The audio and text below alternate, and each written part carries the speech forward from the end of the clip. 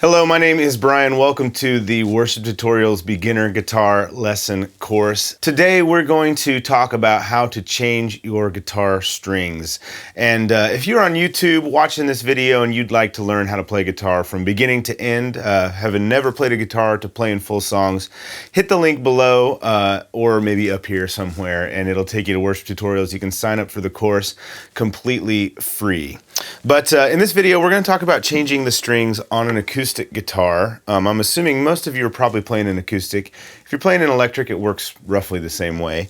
And my acoustic guitar, as most guitars, have 3 tuning pegs on one side and 3 on the other.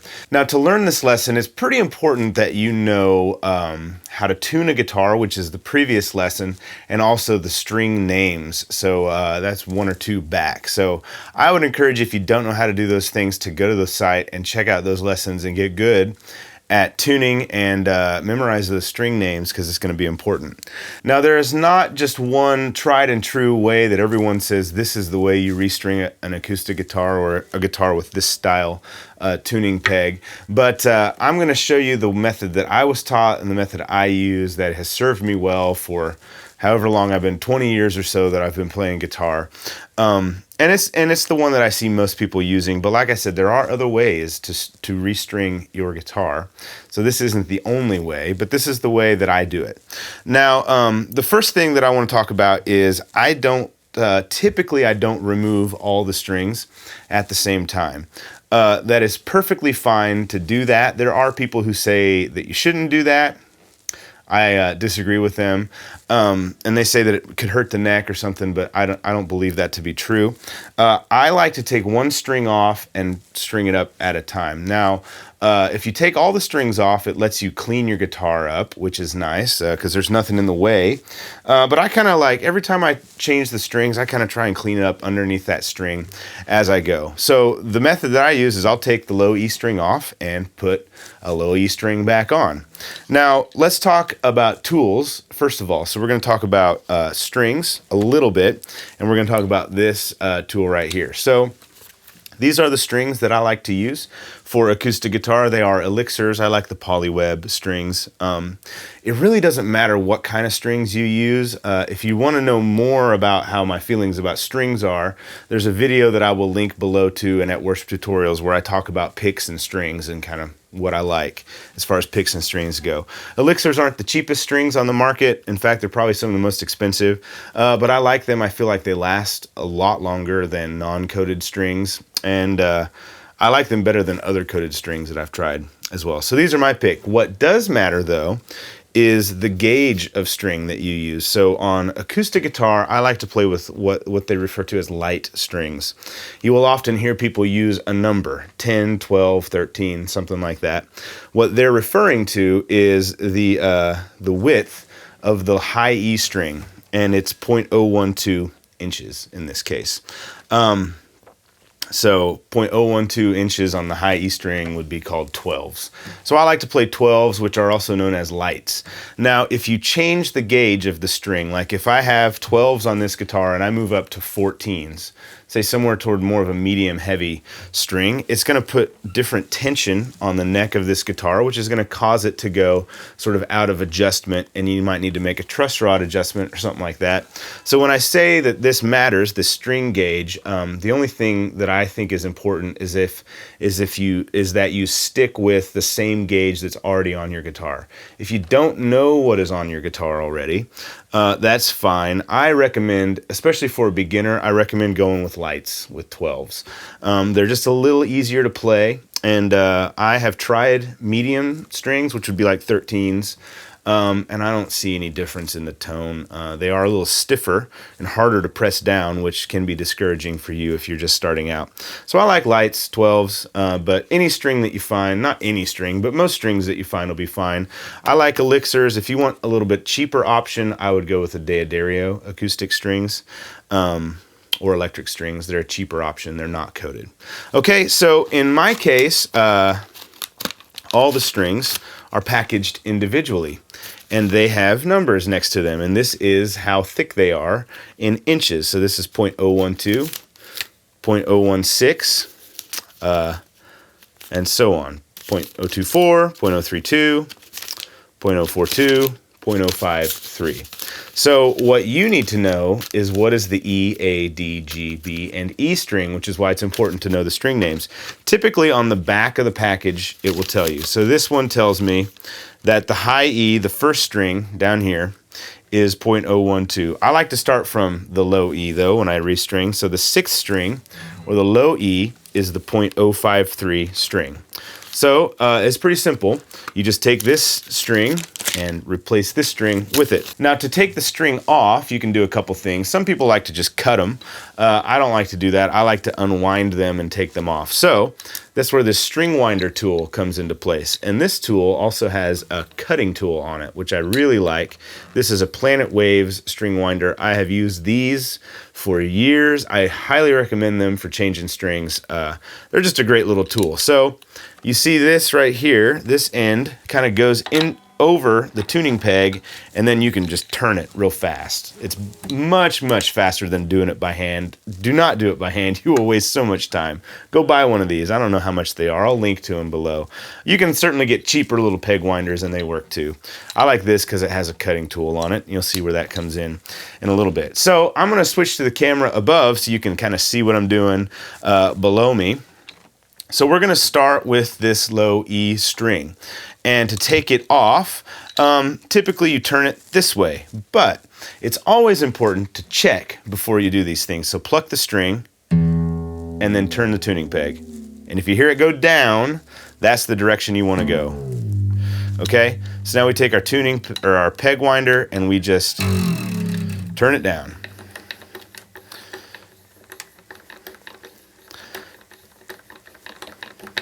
Okay, you want it to get pretty loose, so you can see I can pull this string quite a ways, and then I just come in and unwind it like this. Okay? Now once we have the string out from here, you want to take this peg out, which allows you to pull the string out, which is where this tool comes into play again.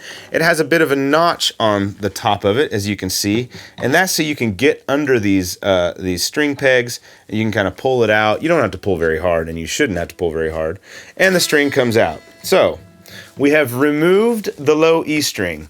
Before we put the next low E string on, there are a couple things to note. Where this little hole is matters. So what you want is the hole to be so that when you put the next string in, it comes up this way and then it shoots up at an angle that way.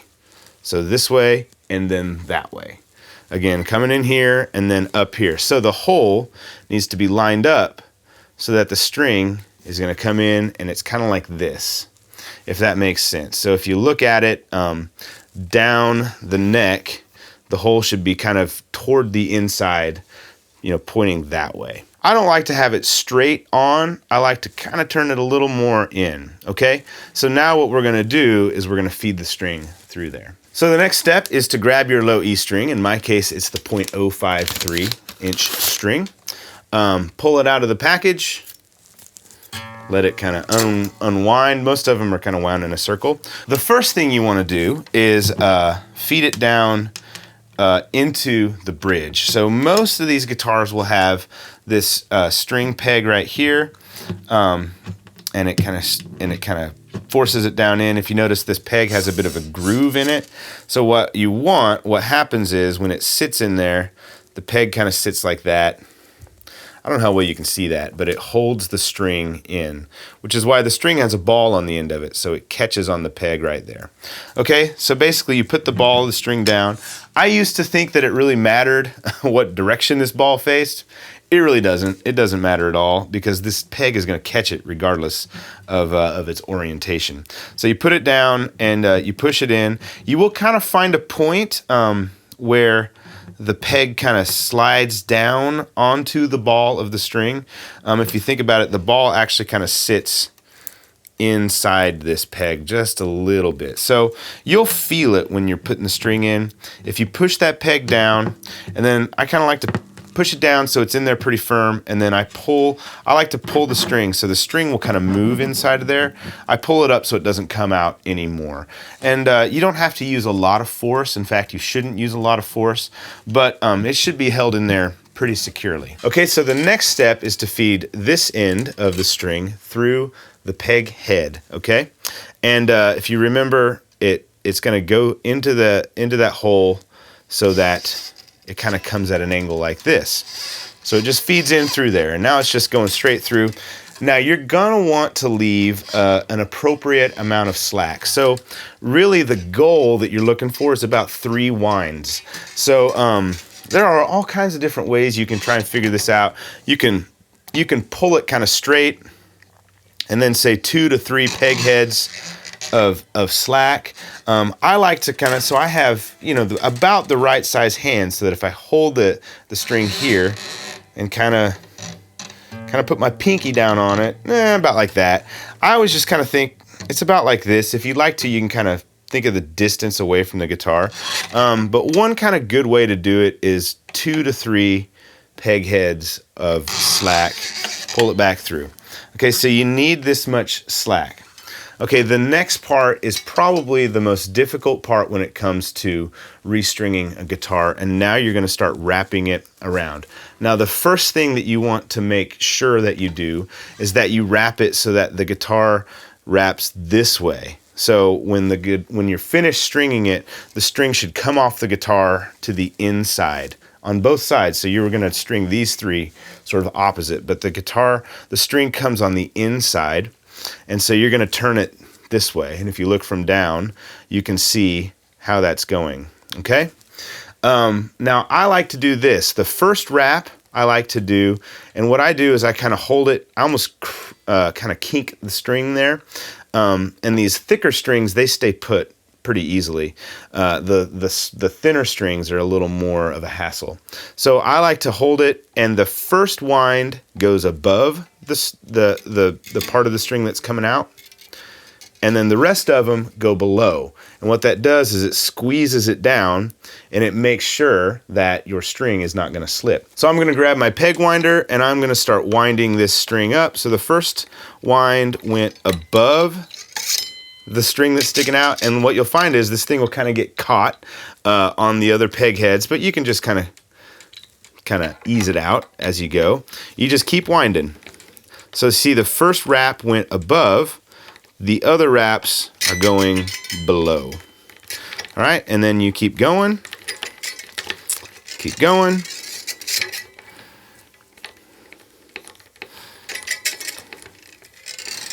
Now you see here that I might have left a bit too much slack because I got a lot of slack left, and I'm already at 3 wraps. That's okay.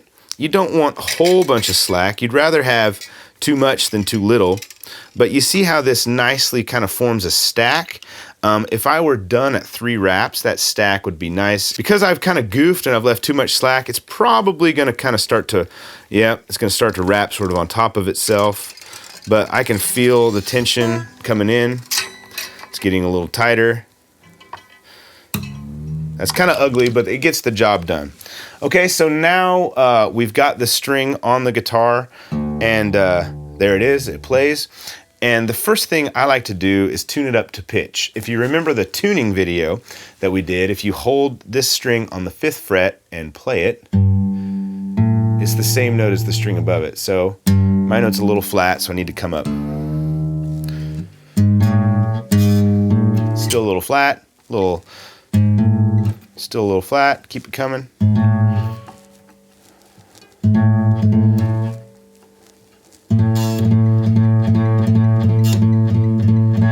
There they are. They're about the same notes. So this string is strung pretty much to pitch now. I like to stretch the string a little bit. The strings, when you restring your guitar, you will constantly fight it going flat for about a day or 2. That's because the string stretches out, and as it stretches out, it goes flat in pitch. One thing you can do to combat this is stretch it. Now, I used to pull the string up like this, which is bad because it puts tension on the neck that you don't need to put on the neck. This will put a little more tension on the neck, but it's a little safer if you grab the string with 2 fingers and your thumb on top and your index finger below, and you work them away from each other. So you're pushing down with your thumb and up with your index finger. You can stretch it you don't want to do this too hard because you are putting more tension on the neck. But I've always thought this is a little bit safer and a little more gentle way to stretch the string than pulling out with it. So again, we're going up and down parallel to the neck. And what you'll see is this string is now a lot lower. A lot lower. So we're going to stretch it again, or we're going to tune it back up again.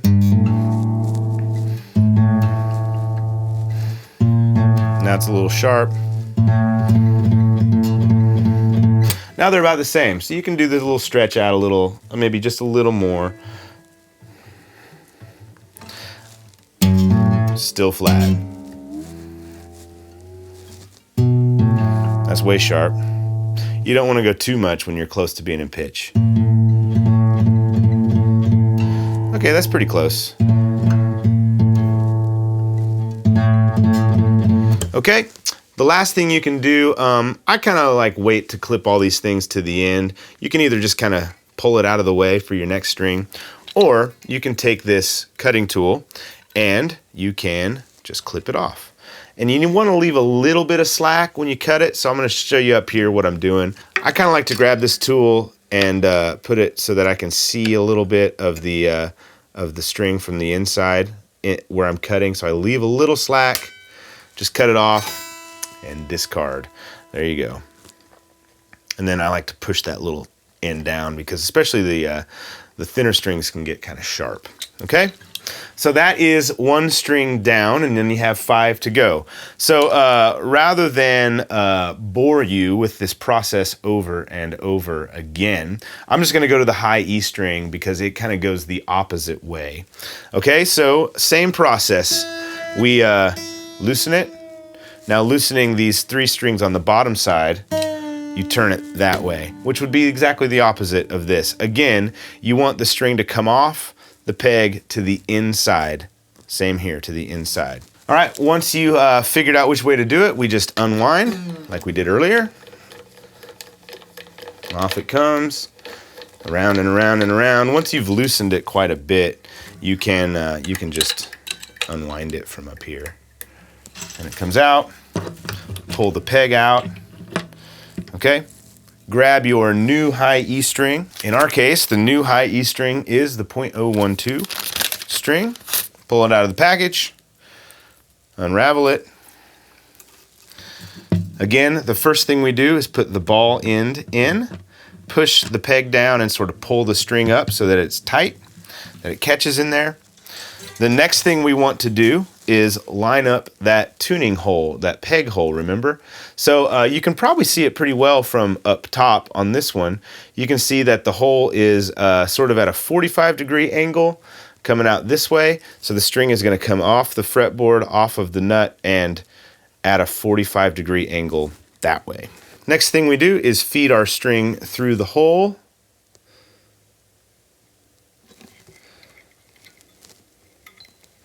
So in it comes. Now I'm not going to leave as much slack on this one as I did the other string. Probably 2 pegs of slack is sufficient, so you can see it's got about that much slack. Now, like I said earlier, the thinner strings are a little bit harder to handle when it comes to sort of keeping them in place when you're starting out. So we're going to start winding it up. Here we go.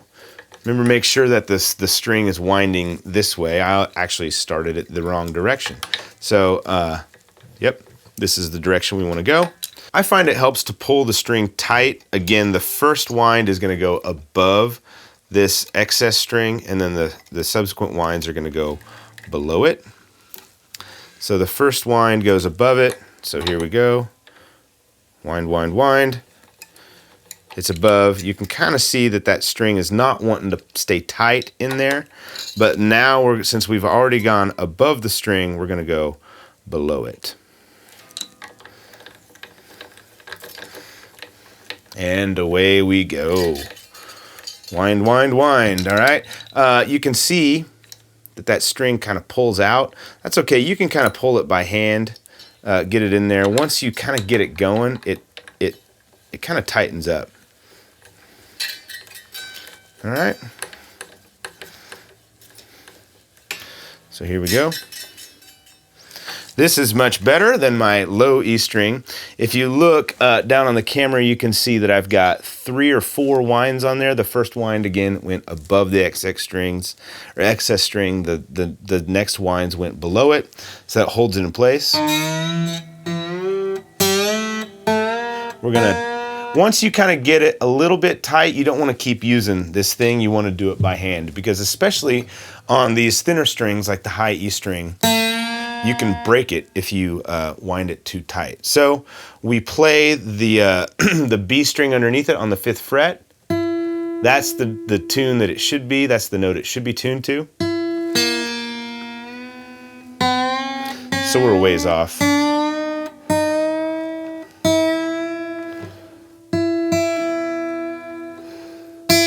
Now they're the same.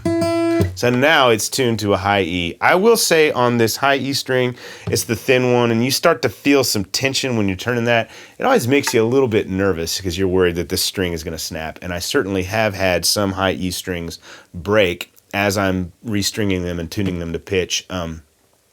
If you buy higher quality strings, you're going to have less of that happening to you. But again, I kind of like to do the thing where I stretch it out. On the high E, you don't want to crank very hard on it at all because it will break. But just a little bit of tension on it as you kind of stretch it will help it sort of stretch, and you won't have to tune it so much over the next few days. And certainly, too, if you use less winds on the string than I did on the low E, it's more stable. So this low E will be stable, but because there were so many winds, we had to really kind of stretch it out to get it stable. So like I said, about 3 winds is what you want. So if you pull the string to 2 peg heads past it, and obviously if you're on the second to the last or the last peg head, you're just going to have to guesstimate where that would be. But that gives you the appropriate amount of slack.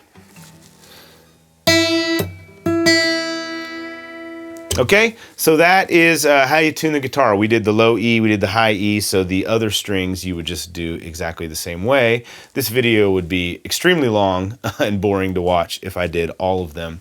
But I just wanted to show you how to do that. Stringing your guitar or restringing your guitar is something that you should probably do depending on the strings that you use. I try and shoot for once a month at least. Now I have multiple guitars, so I don't play the same guitar every single time I play. But if I played this guitar every single day, I would probably want to restring it every couple weeks, even with elixirs on it. If I were not using coated strings, I might want to do it every week. And sometimes, the sweat on my hands when I play seems to corrode strings pretty quickly. Some people might find that their hands don't corrode strings as quickly. But it's something that you want to do fairly often. If you've just picked up a used guitar, or you've grabbed a guitar that who knows where it's been for however long it's been there, the first thing you probably want to do is change the strings. It's like playing a whole different instrument, especially if they're all nasty. Your strings should be bright and shiny. If they start to look like they're pitted or there's black spots on them or green spots on them, that's corrosion, and you probably want to change those strings pretty quick. It's not going to hurt your hands. It just makes the strings sound really dull. Eventually, they don't stay in tune very well, especially if they start to get kinks on them from where the frets are. They don't stay in tune that well. And they're just kind of nasty to play that way. So I hope that's helpful. Changing the strings on your guitar is something that's not particularly easy to do if you've never done it before. So you might want to find somebody around in your area that plays guitar that can help you with this. And it's also, it can be a little cumbersome if you've never done it, because it feels like you need 3 hands. You need 1 to wind, you need 1 and 2 to hold, sometimes is how it feels. If you put your guitar on a flat surface, I was kind of holding it weird for the purpose of this video. If you put your guitar on a flat surface, it kind of lets you, gives you a little more freedom. You can use your hands a little more freely, and you don't have to balance it on your leg or something like that. So if you have a table, you can put a towel down. That works well. I often just kind of use a sofa, because if you kneel down in front of it and put it down on the couch, it's a nice working surface as well. Thank you so much for tuning into our beginner guitar lesson course. Again, head over to worshiptutorials.com where you can sign up and take this from beginning to end. Absolutely free. You'll go from never having played a guitar to playing full songs. And the next lesson and the next series of lessons is learning chords. So we're getting ready to make some music. I'll see you then. Bye.